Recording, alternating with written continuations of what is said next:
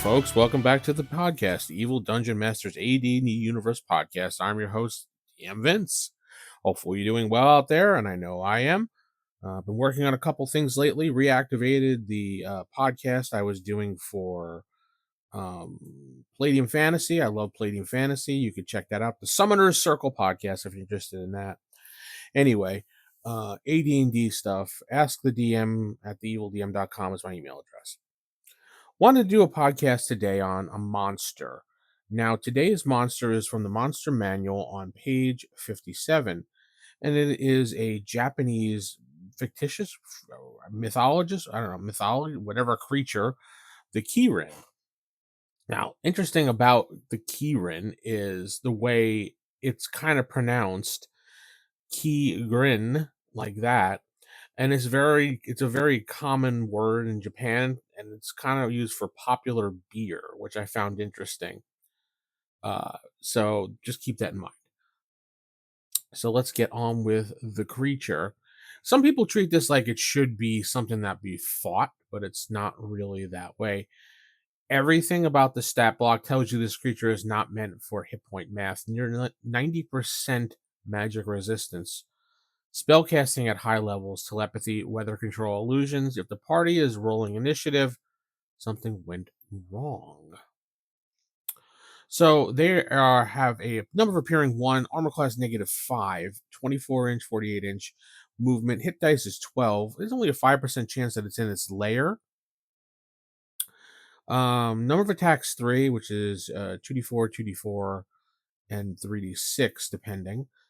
Special attacks, magic use, special defenses, we'll talk about. Magic resistance, 90%. Its intelligence is a supra genius. So it's more intelligent than probably your best character. It's lawful good.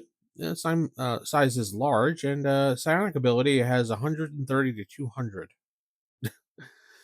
They are a rare race of aerial creatures whose hooves rarely touch the earth, for they dwell among the clouds and behind the winds.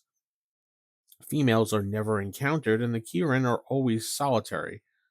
They sometimes aid humans if properly needed, or the need to combat evil is great.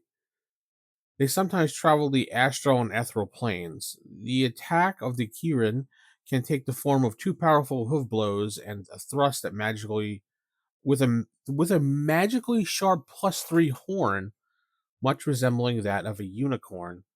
They can also attack in other ways. They can use spell quality, 18th level spell quality, and it breaks it down there. Blah, blah, blah. They can pretty much do whatever they want. They do speak their own tongue, and they have a telepathic ability as well. Players that look at the book and look at this creature think just because it's stats, it's still killable. Yeah, well, it is, but it's really not meant to be killed. It's also lawful good, so there's some little misunderstanding about lawful good when it comes to creatures. Lawful good does not mean friendly. It means judgment, expectation, and consequence. They may help, they may warn, and they may condemn. So running them at full spell output every round turns them into a godlike enforcer. Its presence should resolve situations, not dominate sessions. They should not have to explain themselves. It speaks clearly, briefly, and leaves. Over explanation robs of its mystic value of this creature. The Ki-Rin, when it is encountered, is not basically an obstacle. They're used as a test. It arrives when the party's choices matter. It kind of observes, it judges, it acts once decisively, and then it's just gone. If the party attacks, well, you'll see what happens. So when you're running one of these at the table, don't roll initiative. Let the party force the situation. Use telepathy, speak once, make it count. Present a choice, not a task for them. Let consequences unfold after it leaves. If combat happens, end it fast. The lesson is already learned. If a player asks, "Can we kill it?" is the real question at the table. Basically, is should you kill it? Answer that in fiction, but not mechanics.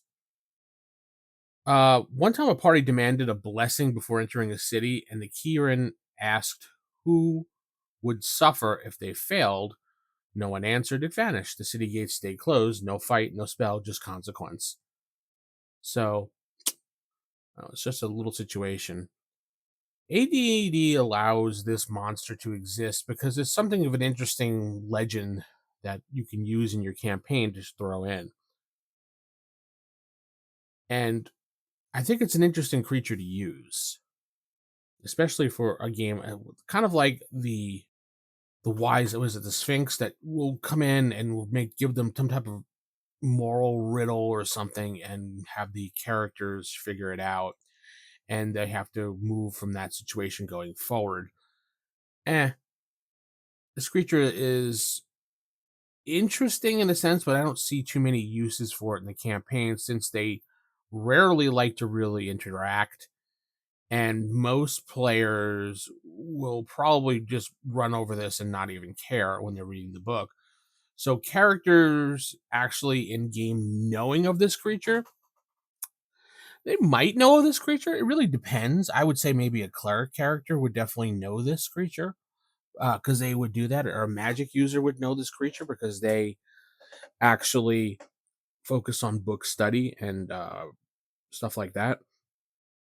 Would a thief or maybe a fighter? Probably not at low levels, especially higher levels. There might be a chance that they may have run into something or heard something about this. This is one of those mythical creatures that it's supposed to, when it shows up, it's going to be like, whoa, what the hell is this? And the characters are supposed to not exactly know what it's all about. It's a lawful good creature, yeah, but again, it doesn't mean it's automatically friendly. It's there for a reason, and if it shows up, it has to have some value in your campaign. Looking over the description of this creature, the skin of this creature is worth 25,000 gold pieces if perfectly intact. So there could be some type of legend in the game of this creature that maybe certain hunters are looking for it because they want the skin of this creature because of what it's worth. And maybe that's the way that the party would get an understanding what this creature is, because the coat of the Ki-Rin is luminous gold, and much as the sunrise on a clear day. Its mane and tail are darker gold. Its horn and hooves are gold and pink. The eyes are violet. So if maybe based on that, that could be one of those. I could just picture it in my head of that this creature is a legend. Maybe they don't know what the name of this creature is. Maybe it's known as the golden horse or something, or the golden unicorn that flies or something like that. And there's a thing that goes around amongst hunters or thieves or skinners, whatever, that they want to find this golden creature. And if they find this golden creature, this is their golden ticket to retire, because 25,000 gold pieces is quite a lot of gold for the average common person in a medieval time or D&D time.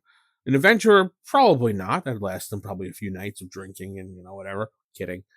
But yeah, this could be something that they've heard about only through like thieves talking in a bar, or maybe like hunters looking for it all their life. And maybe there could be one character in town that's an oddball that's been looking for this creature all his life, and people like it doesn't exist, and they think he's like the town drunk, and situations like that.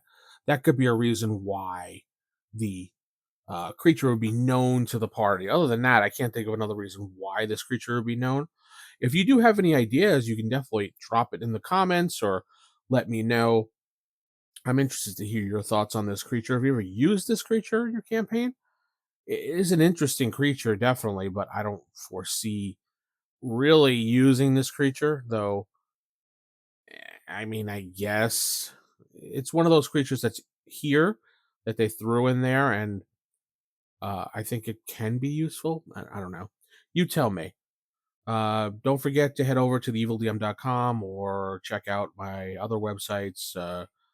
You could support me by going to patreon.com/theevildm. You can check out the newsletter for dungeon notes for AD&D 1E. That's for members once a week. It's a idea that you could throw in your campaign. With that said, I'm going to head out. Keep it original, keep it old school. Good night. God bless.